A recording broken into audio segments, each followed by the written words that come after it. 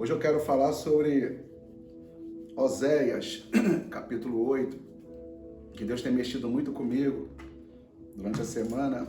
A sensação que eu tenho é que parece que de um domingo ao outro Deus vai mexendo comigo a semana inteira. Acaba uma reunião na live, Deus imediatamente já começa a ministrar a minha vida, uma palavra para a minha vida, para ministrar para a nossa igreja, ok? E eu quero que você abra sua Bíblia no livro de Oséias, capítulo 8. Oséias, capítulo 8.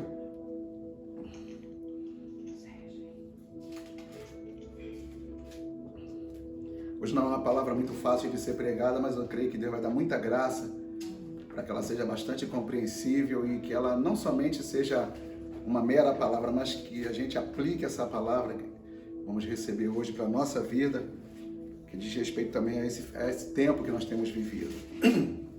Oséias capítulo 8, diz assim a palavra de Deus: emboca a trombeta,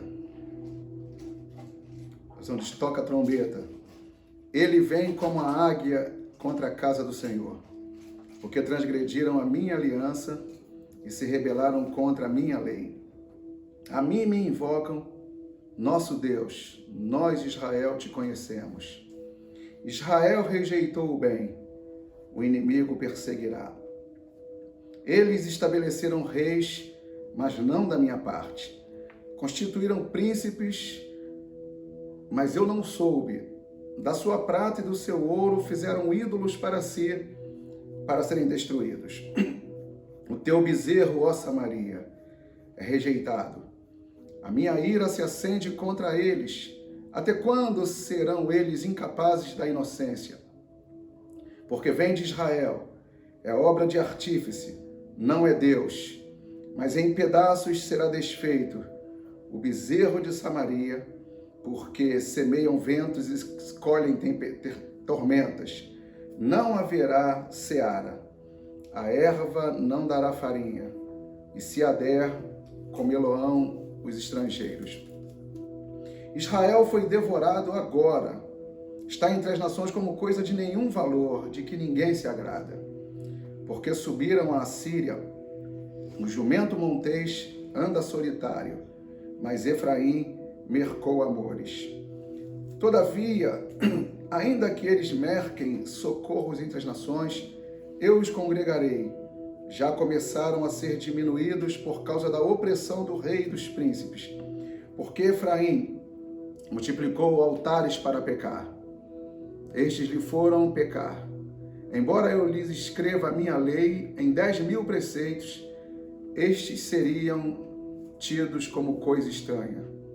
Amam o sacrifício, por isso sacrificam, pois gostam de carne e a comem, mas o Senhor não os aceita.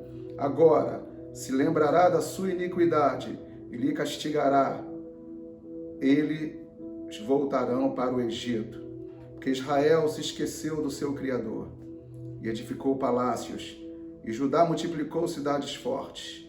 Mas eu enviarei fogo contra as suas cidades, fogo que consumirá os seus palácios. Que o Espírito Santo nos abençoe, nos encha de graça. Eu quero começar falando que Oséias sempre ministrou ao meu coração. Eu não quero entrar na questão teológica do livro de Oséias, do Antigo Testamento, porque a gente vai ficar discutindo a noite inteira e não vai chegar a uma conclusão. Por quê? Porque o chamado de Oséias foi a coisa mais louca, um dos chamados mais loucos que eu já vi, estudando a Bíblia, estudando teologia. Eu comecei a perceber que o chamado de Oséias foi uma coisa muito doida mesmo. Por quê? Porque a palavra do Senhor veio a ele. E Deus dá uma ordem para ele. Vai e toma uma mulher da prostituição e casa com ela. Há dois argumentos sobre isso. Há um argumento literal e um argumento figurado. O argumento literal diz que esse casamento de Oséias com Gomer foi literalmente verdadeiro, porque fala o nome do pai de Gomer, né? Diblaim, Gomer, filha de Diblaim, E se você pesquisar, Diblaim foi um cara que existiu, não foi uma figura. Então, alguns afirmam que esse casamento de Oséias foi literal. E há uma outra vertente que diz que o casamento de Oséias jamais poderia ser literal, porque há ordens expressas nas Escrituras, em Levíticos, em Deuteronômio, por exemplo, que impedem sacerdotes e, por conseguinte, profetas, pessoas envolvidas nesses ofícios, de se casarem adotarem esse tipo de casamento. Então, eu não quero ficar preso nenhum nem outro. Eu quero, hoje, nessa noite, trazer uma mensagem, o que o livro de Oséias traz de prático para a gente hoje, sem discussão, literal ou figurado, simbólico ou não. A gente precisa entender o que Deus levantou Oséias para fazer, e eu quero falar isso para você. Primeiro, eu botei aqui toda vez que eu falo a esposa, porque Deus fala de casamento, que casamento é a maior expressão de aliança. Então Deus fala de casamento, aí ele fala esposa infiel, ele fala da esposa apóstata e ele fala da esposa restaurada. Então são 3 etapas, 3 momentos. A esposa infiel, a esposa apóstata e a esposa restaurada. Podemos substituir a palavra esposa por um povo infiel, um povo apóstata e um povo restaurado, porque o que Deus está trabalhando aqui é tentando sarar o seu povo de uma coisa chamada idolatria e apostasia. Então Oséias profetizou 8 séculos antes de Jesus. 8 séculos antes de Jesus, Oséias profetizou. E ele denunciou, é o que eu vou chamar de uma espécie de, entre aspas, um adultério espiritual. Porque Deus está falando sobre uma aliança quebrada por outra aliança. Então o que Israel fez? Israel, ele abandonou o seu Deus, ele apostatou, abandonou o caminho do seu Deus, abandonou os mandamentos e estatutos do seu Deus, e Israel, conforme diz Oséias no capítulo 1, no versículo de 1 a 3, ele fala, o povo de Israel fala assim: eu irei atrás dos meus amantes. E Oséias começa falando isso, mas preste atenção, quando a gente fala de uma esposa ou um povo infiel, ele representa todos nós antes de Cristo, antes de conhecermos esse Deus verdadeiro, de conhecermos a palavra, tá entendendo? Então o que acontece? Deus, ele providencia uma forma de resgatar o seu povo, que ele chama de esposa, né? Porque ele fala muito dessa coisa do casamento, né? Então ele pega esse casamento para trazer lições para a gente. Então, Oséias fala assim: e o meu povo disse, Oséias, eu irei atrás dos meus amantes. Então Oséias está tratando de um adultério espiritual. O que é um adultério espiritual? É toda vez que nós abandonamos o nosso Deus, a sua palavra, os seus mandamentos, e nós estabelecemos outra aliança com um outro Deus ou com um outro ídolo que não seja o nosso Deus. Então Oséias, ele vai falar uma linguagem até mesmo de um casamento, ele vai falar desse adultério espiritual. É quando esse povo deliberadamente decide, abandonar Deus, o seu primeiro casamento, diríamos assim, por outros deuses que vêm com outras propostas, vêm com outras formas de ser, outros estilos de vida, né? Então, é isso que Oséias vai começar a combater, né? Então, eu acho interessante quando ele fala aqui no versículo, eu usei o capítulo 8, porque ele é bastante estratégico, porque ele fala, Israel fala, nós te conhecemos, ó Deus, mas o Oséias vem, mas Israel rejeitou o seu Deus. O inimigo o perseguirá. Oséias fala, eles estabeleceram reis, mas não da minha parte.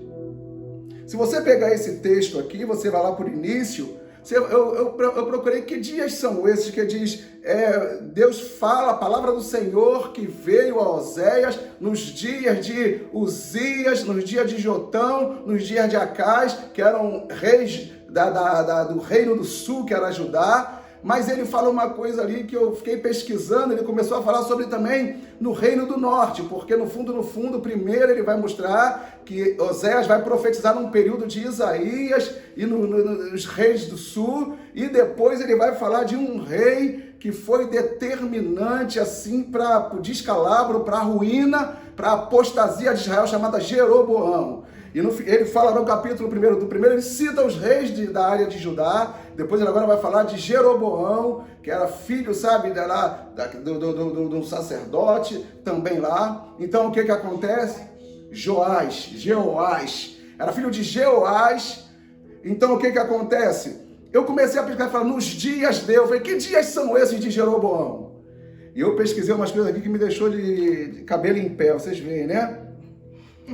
Primeira coisa que eu vi é que Jeroboão, deixa eu contar um pouco da história. Saul, Davi e Salomão. Esses três constituíam o que nós chamamos de um só reino, uma monarquia só. Não havia, Saul, Davi e Salomão, era uma monarquia. Quando Salomão morre, quem vai prosseguir nessa dinastia é um cara chamado Roboão, um jovem filho de Salomão chamado Roboão. Então veio um profeta chamado Aías. Então Aías ele pega e rasga um pedaço de pano e dá 10 pedaços para Jeroboão e dá 2 pedaços para Roboão, dizendo assim, Deus deu uma promessa para Jeroboão, falou, eu vou te dar o reino de Israel, porque ele ficou com 10 tribos, e Roboão ficou com 2. Então o que acontece? Qual foi o grande erro de Jeroboão? Que Jeroboão, ele não focou na promessa que Deus deu para ele.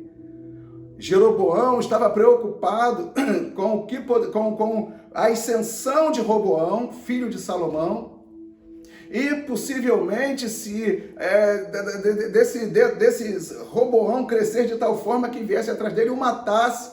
Então ele ficou preocupado, ele tirou o foco da promessa, né?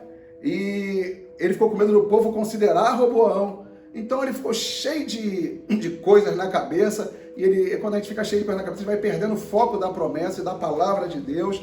Então, quantas vezes nós fazemos a mesma coisa? Deus tem promessas para você, mas a gente não consegue manter o foco na promessa e no propósito. Divagamos, chegamos às vezes ao extremo de uma possível apostasia, porque nós não, de certa forma, nós não nos agarramos naquilo que Deus falou a nosso respeito. E Roboão, então, isso causou um mal para Roboão. Por que aconteceu? Roboão, ele ficou entre as promessas de Deus, que Deus falou, vou dar para você o reino de Israel, 10 tribos para ele, e ele então estava mais preocupado com Roboão. Isso equivale a dizer que ele não avançou, ele não cresceu, e mais do que isso, esse excesso de preocupação criou nele muitas imaginações. Isso levou ele a muitos erros, e isso foi fatal para que Deus escrevesse o livro de Oséias para trazer uma severa repreensão para o povo de Deus. Então, eu comecei a perceber que Jeroboão, ele começou a fazer muitas inovações. Ele começou na cabeça dele, começou a criar muitas coisas que não tinha a aprovação divina. Nós somos assim, irmãos, às vezes nós queremos inovar tanto, nós queremos, sabe, relativizar a palavra que Deus já deu, e que a gente às vezes começa a criar coisas que não tem a bênção de Deus. Nós começamos a querer fazer coisas que não têm a bênção de Deus, e foi o que Roboão fez. Jeroboão, melhor dizendo, Jeroboão olhou e falou assim, bom, eu vou fazer umas inovações aqui, e ele começou. Eu fiz algumas inovações. Primeira coisa que ele fez foi trocar os símbolos da religião judaica. Era a arca, era o templo de Salomão, e era também as festas. O que Jeroboão fez? Jeroboão substituiu a adoração verdadeira, que se era assim, através da arca, através do templo e através, sabe, dos holocaustos, do altar de holocaustos, o que o Roboão fez? Ele inovou. E ele então, no lugar da arca, no lugar do altar, ele construiu e formou bezerros de ouro. Ídolos. E toda vez que a gente quer inovar, a gente corre risco. Às vezes a gente acha que essa coisa de ser conservador em algumas coisas que Deus deu, às vezes é bênção, irmão. É muita novidade, é muita coisa nova. Chega da igreja ficar andando à base de coisas, de inovações que não tem a bênção de Deus. Chega da gente ficar criando coisas, sabe? E vira uma febre. Vocês sabem o que eu estou falando? São várias coisas. Então, sabe, se a gente bota esse quadro aqui, todo mundo começa a ver esse quadro está aqui, todo mundo tem que usar o quadro, porque a gente começa a criar isso aqui, passa a ser uma coisa nova. Então, todo mundo tem que usar esse quadro do leão. E se a gente coloca uma planta, todo mundo vai ter que usar uma planta. Então, a gente vai, de certa forma, sendo tragados por inovações e o principal, a gente vai deixando a essência para trás. O problema nosso não é criar coisas novas, porque a Bíblia fala que a gente anda em novidade de vida. O problema nosso é quando a gente vai tentar criar coisas novas, nós abrimos mãos dos princípios elementares, dos valores elementares das Sagradas Escrituras. Então a gente começa a criar, a gente muda o ritmo de adoração, a gente muda o modelo da igreja, a gente muda o modelo da frente da igreja, a gente vai mudando tudo. Por quê? Porque a gente vai entrando no modismo, muitas das vezes que Deus não tem a aprovação dele naquilo ali, mas a gente vai insistindo naquilo ali. Então o que acontece? Ele mudou os símbolos da religião, ele tirou a arca, colocou bezerros de ouro, ele tirou a adoração única ao Deus verdadeiro, e ele então, de repente até para ganhar a simpatia do povo, de repente ele até começou a substituir coisas tão sérias, tão sagradas, que a arca sempre foi sagrada, desde o tempo de Moisés. A arca foi colocada, sabe? Ela foi colocada em lugar de destaque, porque ela representava a presença de Deus. Então, o que acontece? Jeroboão, com outros símbolos, esses bezerros, esses altares, ele fez altares na cidade de Dan e de Betel. Por exemplo, Betel me chamou a atenção, porque quando Abraão foi chamado, Abraão, capítulo 12, versículo 8, ele faz um altar em Betel. Betel, o nome é bonito, Betel significa casa de Deus. E quando o neto dele, Jacó, está lá também na ida dele para aqueles lugares lá, naquela marcha, ele também parou no lugar e dá o nome de Betel. Porque Betel é casa de Deus. Deus desceu ali numa escada, falou com ele. Então, ele tinha de certa forma, ele tinha um respaldo histórico. Abraão parou em Betel. Jacó fez algo em Betel espiritual. Mas Deus não deu ordem para ele fazer nada disso.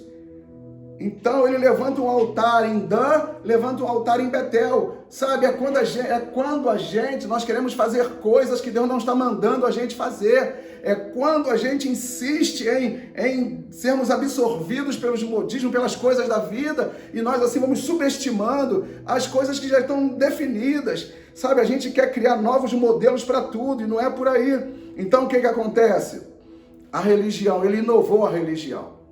Ele trocou os símbolos da religião. Isso é muito perigoso, irmão. Quando eu sempre li sobre os pecados de Jeroboão, e isso é muito sério, porque às vezes no afã de querer estabelecer muita coisa nova, a gente abre mão do principal, da essência. Uma outra coisa que Jeroboão fez, o lugar da adoração, né? Salomão, ele estabeleceu o templo, ele fez o templo, ele tinha uma referência de adoração, Salomão, mas Jeroboão, irmão, Jeroboão, novamente, o que ele faz? Ele muda o paradigma também, dessa questão do lugar da adoração. Então ele vai fazendo altares onde ele quer, Deus pode não estar, Deus falou com Salomão, Deus falou com Davi, e passou para Salomão. Salomão construiu debaixo de uma orientação, debaixo de uma revelação.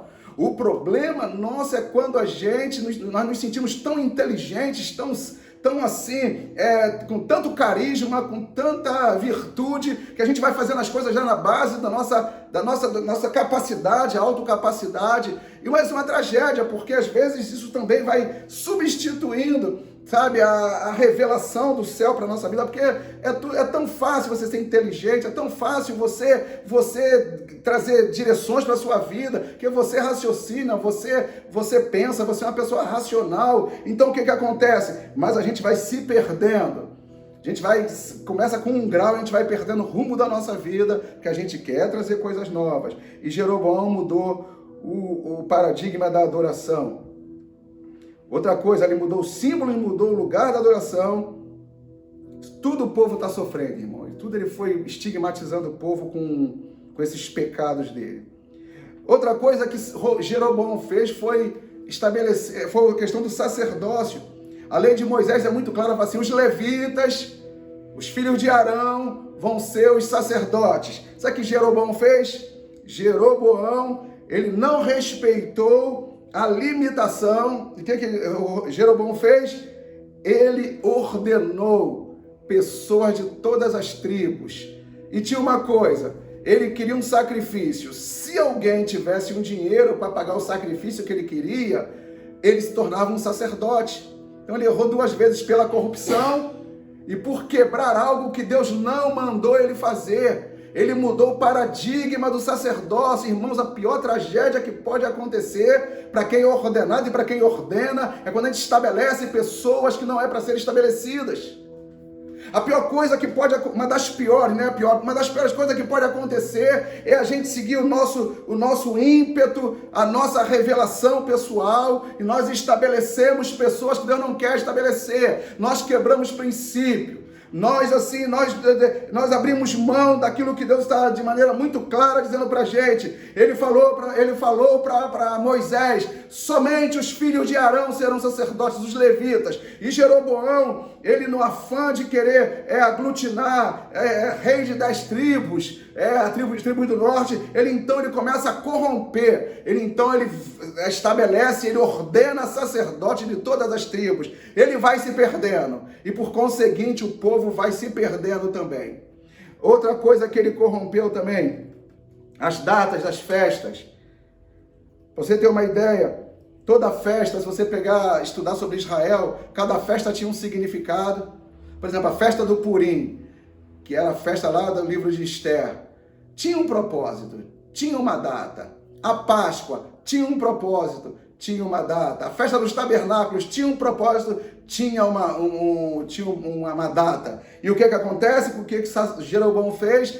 Tudo isso nos dias que Oséias teve que se levantar. Porque Deus sempre vai levantar o ministério profético para combater esses tipos de desvios. Uma das funções proféticas da igreja hoje além de profetizar a vida de Deus sobre o vale de ossos secos, é também nós sermos veementes e firmes no combate a qualquer desvio que vá se levar o povo de Deus fora da palavra. Então Deus levanta o profeta Oséias nesse período, nesses dias de Jeroboão. Então as datas, ele mudou. O que ele fez? Ele escolheu o 8º mês para uma festa que ele inventou.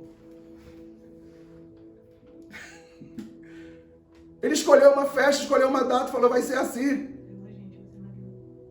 Ele foi quebrando. Ele foi quebrando. E sabe o que gera isso? Um Israel infiel. Um Israel. Sabe o que Oséias 1:3 fala? O meu povo diz e eu ouço, eu irei atrás dos meus amantes. Sabe quem são os amantes aqui nesse texto de Oséias 1, de 1 a 3?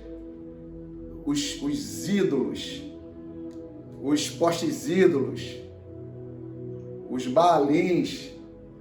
Israel, ele foi atrás dos seus amantes.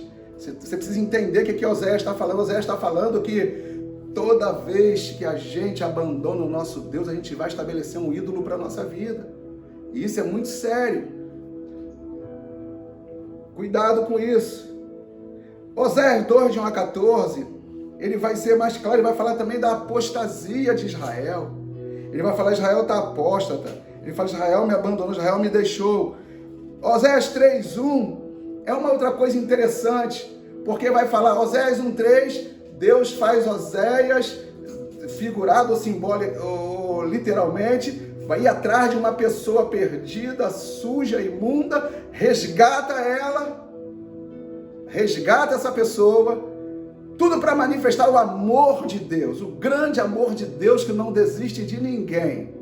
E agora, no 2 vem a apostasia, e no 3 acontece o seguinte, a sensação que eu tenho desses 3 primeiros capítulos é que a noiva, o povo, Oséias fala, a esposa, ela abandona novamente o seu Deus, o seu esposo, e ela volta para a vida antiga.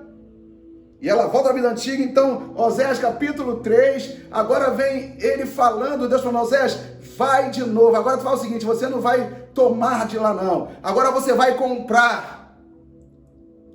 Se foi lá e só escolheu e pegou, não resolve, agora você vai comprar essa mulher de volta que representa o povo de Israel, que hoje prefiguradamente representa o povo de Deus. Então você vai voltar, agora você vai comprar. E ele dá lá os valores, 15 ciclos de prata, mais não sei quanto de farinha. Ele chega lá naquela casa, naquele prostíbulo, ele pega e paga para trazer aquela mulher de volta. Isso não te lembra nada? A hora que eu li isso, eu falei, uau, tremendo. Nossa redenção custou um preço. Nossa redenção custou o sacrifício de Jesus. Ele nos resgatou na nossa vida. Com certeza a maioria de nós, se fôssemos parar, fazer uma avaliação, um balanço da nossa vida antes de Cristo, você diria assim, o que seria da minha vida hoje sem Jesus? O que seria da minha vida hoje se o Evangelho não tivesse me marcado, se o Evangelho não tivesse entrado na minha vida?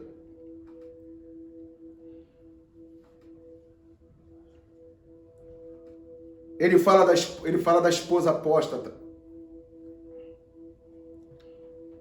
Oséias 4:1, ele fala da corrupção generalizada. Ele fala da corrupção generalizada.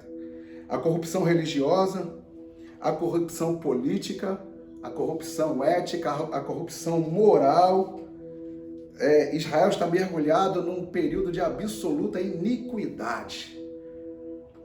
Eu vejo muita gente falar de iniquidade, mas nós temos que estudar mais sobre iniquidade. Ir mais fundo nessa coisa da iniquidade. Que a iniquidade, a raiz da iniquidade, ela aprisiona pessoas. A raiz da iniquidade, ela não deixa as pessoas viverem plenamente o propósito de Deus. E um dia eu vi uma definição muito simples de iniquidade. Tem até coisas mais profundas, eu vou falar mais simples. Iniquidade é quando o pecado já não te afeta mais. Iniquidade é quando o pecado e a fé já são compatíveis, já conseguem conviver juntos. Aquilo que antigamente te maltratava, te feria e te afrontava e impedia até de você ter um relacionamento melhor com o teu Criador. A iniquidade vem, então aquele pecado já passa a ser uma coisa corriqueira do dia a dia. Então, toda vez que o pecado se torna uma coisa que não nos faz mais mal, isso está caminhando a passos largos para se transformar numa iniquidade. Então, o que acontece? Nós estamos vivendo um período o tempo de idolatria e de apostasia. Estava lendo 2 Tessalonicenses capítulo 2, ele fala do iníquo, que é o anticristo. Ele fala, o anticristo já está aí. Eu acho que eu vou até ler para vocês, que eu acho interessante ler isso aqui para vocês, porque vocês precisam ouvir o que Paulo fala nessa questão da apostasia. Olha o que ele fala.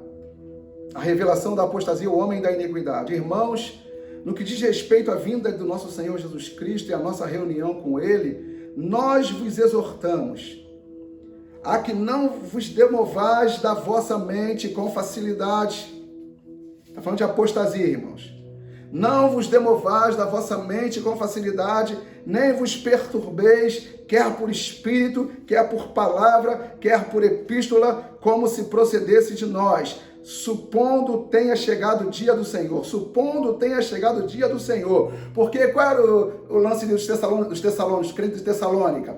eles venderam tudo, saíram vendendo tudo e sabe aquela coisa, Jesus vai voltar amanhã, Jesus vai voltar daqui a um mês. E a igreja de Tessalônica começou alucinadamente a vender as coisas, a ficar aguardando a vinda de Jesus, parou a vida, parou tudo, aguardando a vinda. Então, é aqui que Paulo vai falar, aquele que não trabalha não coma. Porque Paulo está vendo que as pessoas estão com a expectativa errada. Jesus vai voltar, eles têm essa ideia, não sei de onde. Então eles começaram a abrir mão da vida, somente aguardando a vinda de Jesus. Então Paulo está falando, supondo que tenha chegado o dia do Senhor. Eu acho que Paulo está falando, vocês estão muito enganados. Porque tem sinais, e ele fala assim, ninguém de modo nenhum vos engane, porque isto não acontecerá sem que primeiro venha a apostasia. E seja revelado o homem da iniquidade, o filho da perdição, o qual se opõe e se levanta contra tudo que se chama Deus, ou é objeto de culto, a idolatria, irmão, a ponto de assentar-se no santuário de Deus, ostentando-se como se fosse o próprio Deus. Não vos recordeis de que, ainda convosco eu costumava dizer-vos estas coisas, e agora sabeis o que o detém, para que ele seja revelado somente em ocasião própria. Irmãos, eu vou falar uma coisa, e eu falo isso para mim com muito temor e tremor. Temos que estar atento com essa questão da apostasia. Uma pessoa quando vai apostatar, nós temos muitas desculpas, temos muitas coisas, temos muitas falácias. Uma das coisas que eu sempre ouvi que as pessoas falavam era assim, quer ver? Eu não estou na igreja, mas eu estou com Jesus. Uma coisa que eu ouvia sempre dessa parte. Muitas pessoas que eu ouvi falar, eu não estou na igreja, mas estou com Jesus. Isso é uma falácia, irmãos. Se Cristo é o cabeça, como é que você vai estar no corpo, mas está com ele, mas não está no corpo? Tem alguma coisa que não está batendo. Então tem algumas falácias que nós insistimos em falar. Por exemplo, né? Deus está em todo lugar.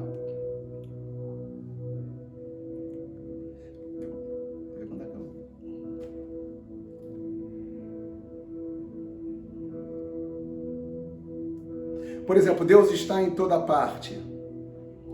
A gente fala até verdades, mas essas coisas vão se assenhorando da gente, vão se apoderando da gente de tal forma que a gente vai, como diz o John Bevere, a gente vai comer na isca de Satanás, com essas palavras assim até bonitas, com esses discursos bonitos, sabe? Então, nesses dias, temos que estar atentos. O Zé está gritando, clamando para a gente estar atento com essa questão da apostasia. Porque a apostasia, ela não vem feia, não.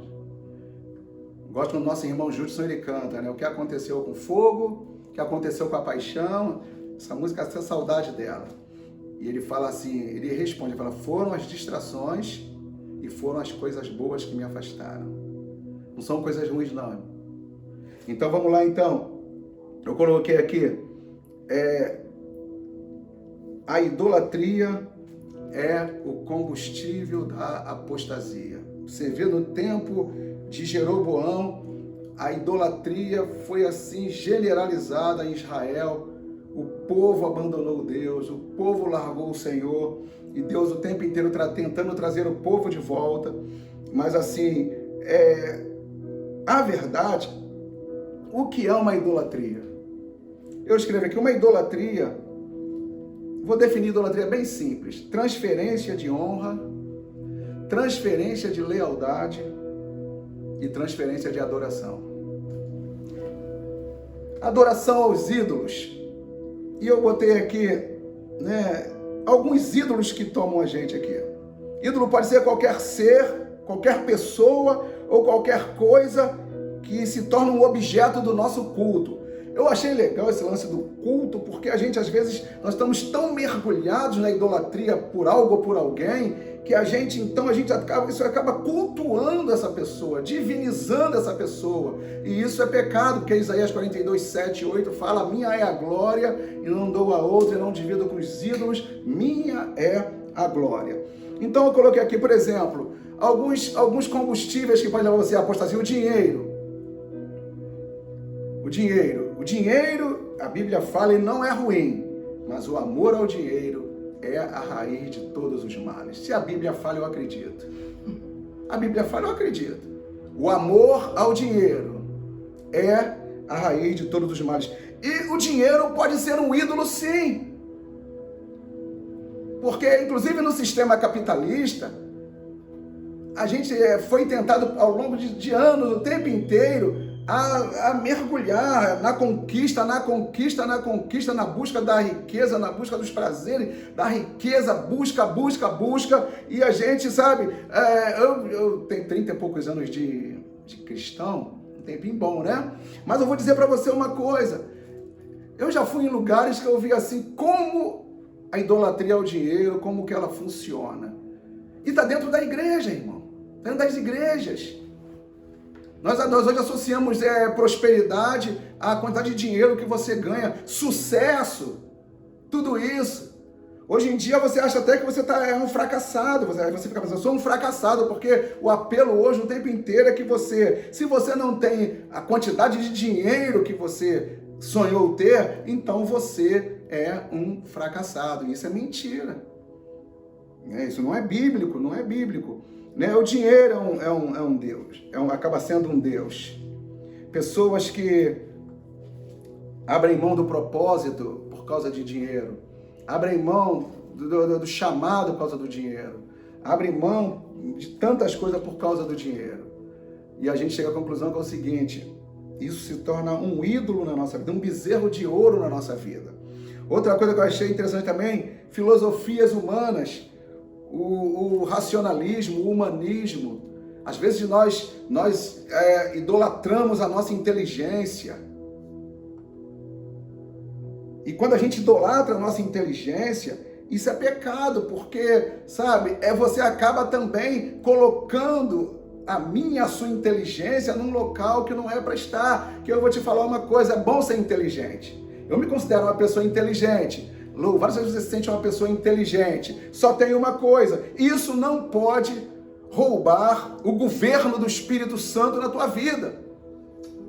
Não serão as nossas habilidades que vão nos livrar. Não serão as nossas habilidades, a nossa inteligência que vai produzir em nós as conquistas e vitórias. E não serão também as nossas estratégias apenas. É válido ser inteligente, é válido nós sermos assim pessoas habilidosas, tudo isso. Mas eu quero dizer uma coisa para você, nunca na tua vida abra mão do governo do Espírito Santo, porque no final é Ele que vai conduzir você, no final é Ele que vai guiar você. Então, dinheiro, idolatria, sua inteligência, essa idolatria e inteligência é uma coisa interessante, é um ídolo, por quê? Porque as pessoas que se sentem inteligentes demais, elas entendem que não precisam do governo de Deus na sua vida. Aí uma hora Deus proporciona algo para te alinhar, porque Deus vai sempre atrás de mim e de você. Deus nunca vai desistir da gente. Então se Ele olha ver um ídolo na nossa vida, Ele vai tentar fazer de tudo para destronar esse ídolo, para ele voltar no lugar que a gente nunca deveria ter tirado ele de lá. Outra coisa que eu pensei aqui também, eu tenho tanta coisa, na verdade, fala tudo, carro. Gente, a vida idolatra carro. Então a gente tem que ter carro, tem que trocar de carro todo ano, a gente começa a idolatrar, então a gente fica escravo disso. Isso vai tomando conta da gente. Eu me lembro quando o primeiro carro que eu fui ter na minha vida, eu já contei isso na nossa igreja, uma amiga de anos me chamou lá no Rio e falou, comprei esse carro aqui. Quando eu entrei lá no carro dela assim, que carro bonito, o Espírito Santo falou comigo assim, prepara a tua carteira que eu vou dar um carro para você. Meu amigo, eu vou te falar uma coisa para você, eu acreditei, você sabe meu lema, não fale Espírito Santo que eu acredito. Mas eu vou te dizer uma coisa para você, aquilo se tornou um ídolo na minha vida, eu não sosseguei enquanto, e eu fiquei 5 anos, tirei a carteira, fiquei 5 anos escravo do pensamento. Primeiro ano eu estava bem, segundo ano eu estava mais ou menos, terceiro ano eu estava ficando já em crise, quarto eu estava, Deus, eu batia assim, Deus, cadê meu carro? Deus, cadê meu carro? Deus, cadê meu carro? No quinto ano eu estava, Deus, cadê meu carro? E o carro não veio. Minha carteira venceu e eu não tive o carro. Sabe o que aconteceu? Eu estava frustradíssimo, triste com Deus. Triste não, acho que eu nunca fiquei, tô triste com você. Eu já tentei isso, mas não consegui não. Mas eu tava meio assim, Deus, que coisa doida. Você falou comigo que ia me dar um carro, eu tirei carteira. Fiz um malabarismo para tirar minha carteira. Sabe o que ele falou mesmo? Gerson, lê Mateus, capítulo 6, que fala, porque onde está o teu tesouro, estará também o teu coração. A gente transforma as coisas com muita facilidade em ídolos. Há muitos ídolos na nossa vida que tem que cair hoje à noite. Quer ver outra coisa? Ministério. Eu fico pensando, irmão, se Deus arrancar o nosso ministério hoje, como é que nós vamos ficar?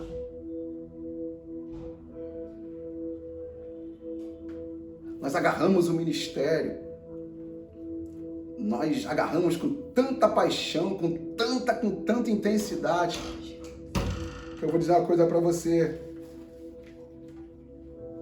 Deus pode mexer em qualquer coisa na nossa vida, só não pode mexer no nosso ministério. Se mexer, vai ter briga. Sabe o que é isso, irmãos? Idolatria. Isso não é amor. Sabe o que é amor? Por aquilo que Deus te dá? É você falar, tá aqui, você me deu, tudo que você me deu é teu. Tá aqui. Você que quer que eu seja pastor? Quer que eu... Você entrega tudo, entrega. Você quer um antídoto contra a idolatria? Se você vê que alguma coisa está te oprimindo, está te perturbando, está te escravizando, entrega! Porque parece que não é... Paulo ensinou em Coríntios, por trás de cada ídolo tem um demônio. Vou repetir. Paulo ensina em Coríntios, por trás de cada ídolo tem um demônio. A coisa é mais do que apenas idolatrar, eu sei o quê. A nossa idolatria ainda é pior. Porque tem idolatria que assim, você fala, aquele santinho ali legal. Mas tem idolatria que não é santo, é uma pessoa, é um ser, é alguém, alguma coisa que está dentro da gente. Nos escravizando, determinando o ritmo da nossa vida, dizendo, vai acontecendo, vai acontecer, quero que você feliz, quero você triste, quero você chorando, quero você rindo, as coisas vão determinando, e quando a gente chega nesse nível, em que essas coisas determinam o curso da nossa vida, isso é idolatria, irmão. Então, entrega, você está pronta para perder seu ministério? Você está pronta para perder seu ministério? Eu estou pronto, se Deus falar, Gerson, entrega a GPN aí. Deixa os pastores governarem a igreja. Eu estou pronto. Você está pronto para Deus tirar você desse lugar? Nós não somos donos de nada. Eu gosto de Coríntios, quando Paulo fala dos dons, que ele fala assim, olha, Deus olhou, o Espírito Santo olhou e falou, a cada um ele deu o dom de acordo com não foi por capacidade, então como ele quis. É assim que vai, como? Ele olhou por capacidade. Não, como ele quis. Ele deu o dom da fé, da profecia, ele foi dando, mas não foi por capacidade. Então nós não somos donos do nosso dom. O dom não pode ser o nosso ídolo. Sabe, nosso ministério não pode ser o nosso ídolo.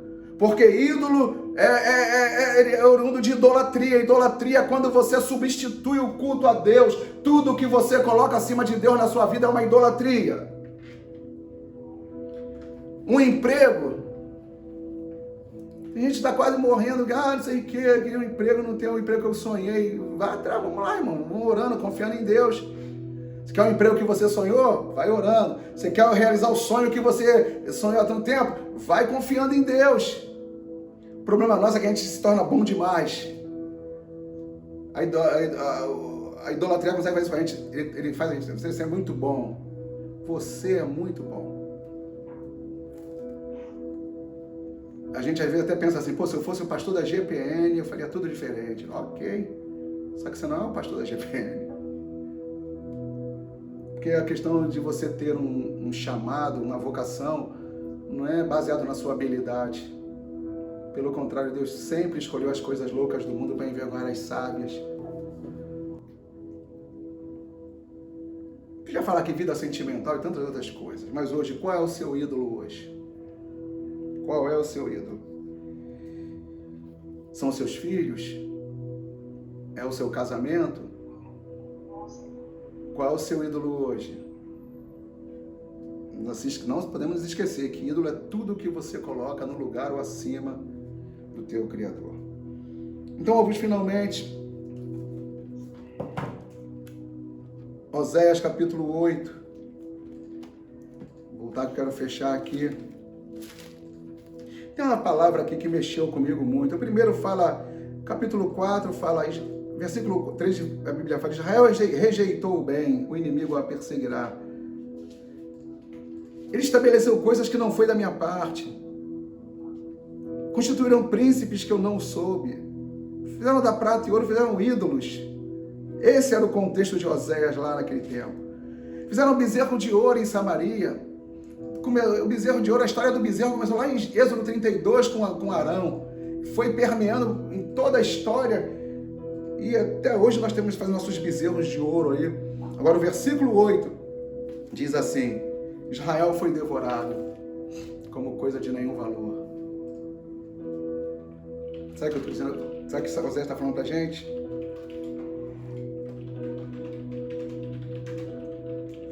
Sabe o que ele está falando para a gente? Vou dizer para você. O pecado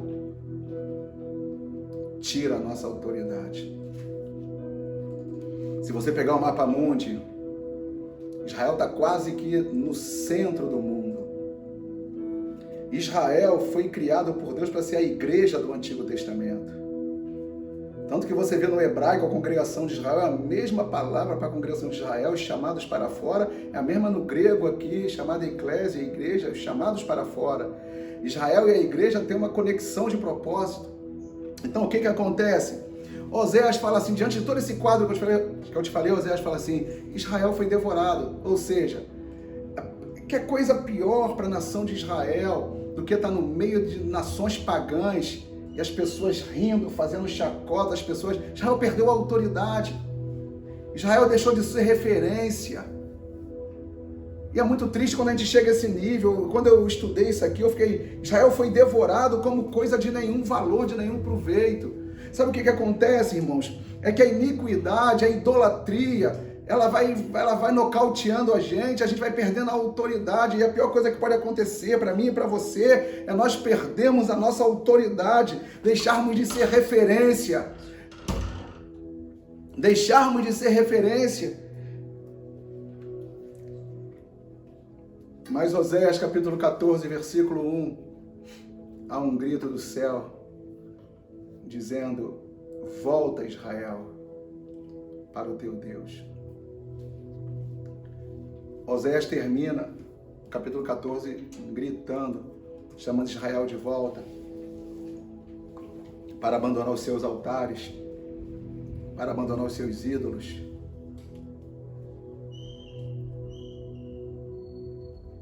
Hoje eu quero orar por mim e por você,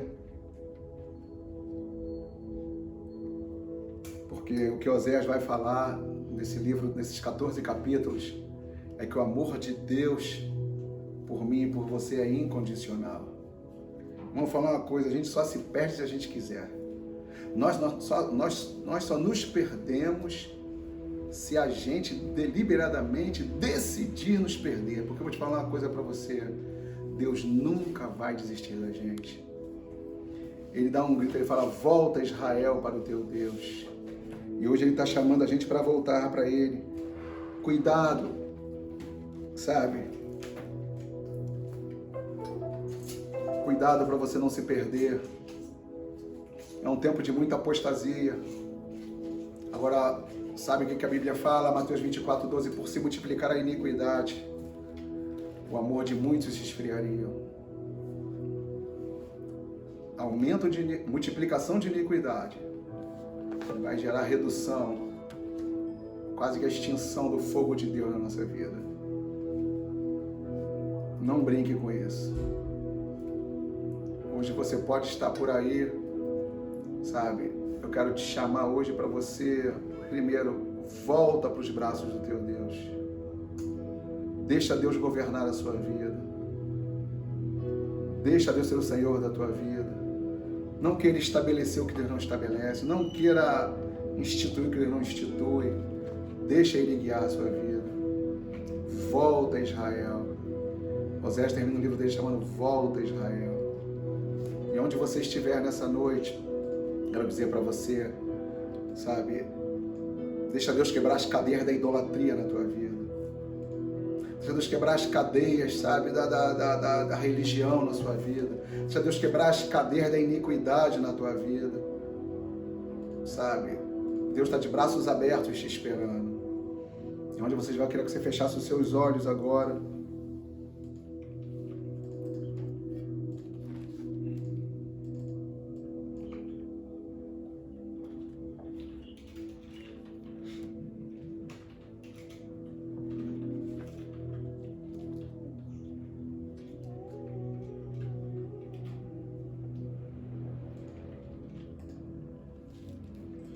Deixa Deus quebrar os nossos bezerros.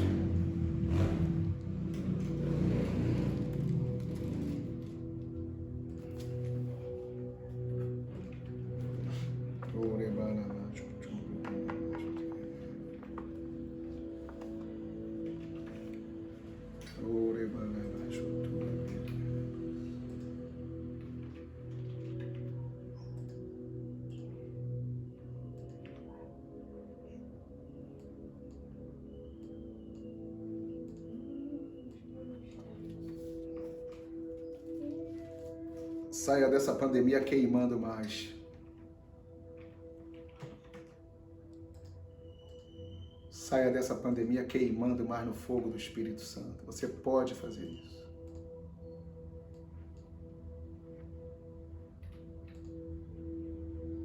Pai, eu oro nessa hora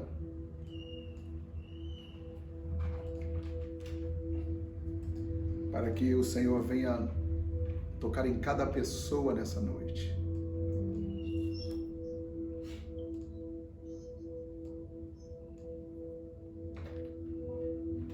Seja literal ou figurado, você fez um profeta e lá na vida louca das pessoas, arrancaram uma pessoa de lá, tudo para revelar o teu imenso amor. Eu oro nessa hora, Deus, para que os pecados de Jeroboão não nos afetem. Para que, Senhor, a idolatria, os ídolos, em nome de Jesus, Deus, vai quebrando todas as cadeias da idolatria na nossa vida agora. No poder do nome de Jesus. Vai quebrando toda a cadeia da idolatria agora na nossa vida.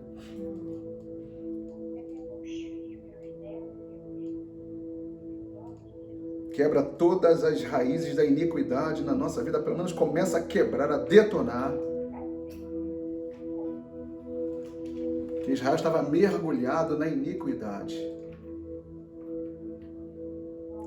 Eu oro, Deus, para que a gente saia desse tempo melhores do que nós entramos. Eu oro para que o Senhor dê um batismo a nós, um batismo de arrependimento. Eu oro para que, Senhor, nós tenhamos experiências com o teu arrependimento. Nós não queremos permanecer na idolatria, Deus. Nos arranca, Senhor, esses pecados que vêm impedindo a gente de viver os teus planos e propósitos.